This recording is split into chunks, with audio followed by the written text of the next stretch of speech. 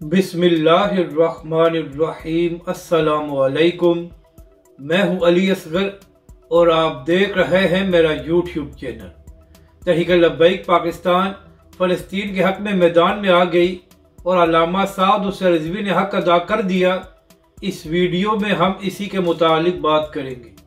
नाज़रीन कराम, कल तहरीक लब्बैक पाकिस्तान की जानिब से बलूचिस्तान हब में एक बड़ा जलसा किया गया।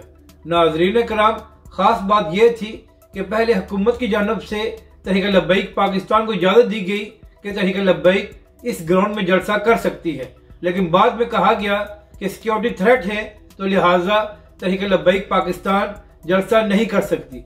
तो नाज़रीन कराम, जब हुकूमत ने यू टर्न लिया तो उसके बाद तहरीक लब्बैक पाकिस्तान ने कहा कि अगर हमें जलसा करने की इजाज़त ना दी गई तो हम मर्जी शरह पर धरना देंगे। तो फिर नाज़रीन कराम, जब हुकूमत ने देखा कि तहरीक लब्बैक पाकिस्तान पीछे नहीं हट रही, तो फिर तहरीक लब्बैक पाकिस्तान को उसी ग्राउंड पर जलसा करने की इजाज़त दी गई है। तो नाज़रीन कराम, वहाँ पर खिताब करते हुए अल्लामा साद हुसैन रिज़वी ने कहा कि हम हमेशा की तरह अपने मजलूम फ़लस्तीनी भाइयों के साथ हैं और हमेशा उनके लिए आवाज़ उठाते रहेंगे। नाज़रीन कराम, इस जलसे की खास बात यह थी कि चंद माह कबल इसी ग्राउंड पर बिलावल भुट्टो ने भी एक जलसा किया था और नाज़रीन कराम, वो जलसा नहायत ही फ्लॉप हुआ था और लोग नहीं आए थे। जबकि दूसरी जानब कल जब तहरीक लब्बैक के सरबराह ने उसी ग्राउंड पर जलसा किया है तो अवाम की बहुत बड़ी तादाद ने इसमें शिरकत की है। तो नाज़रीन कराम, इससे यह भी साबित होता है कि न सिर्फ पंजाब बल्कि पाकिस्तान के हर सूबे की अवाम तहरीक लब्बैक पाकिस्तान और अल्लामा साद हुसैन रिज़वी के साथ है।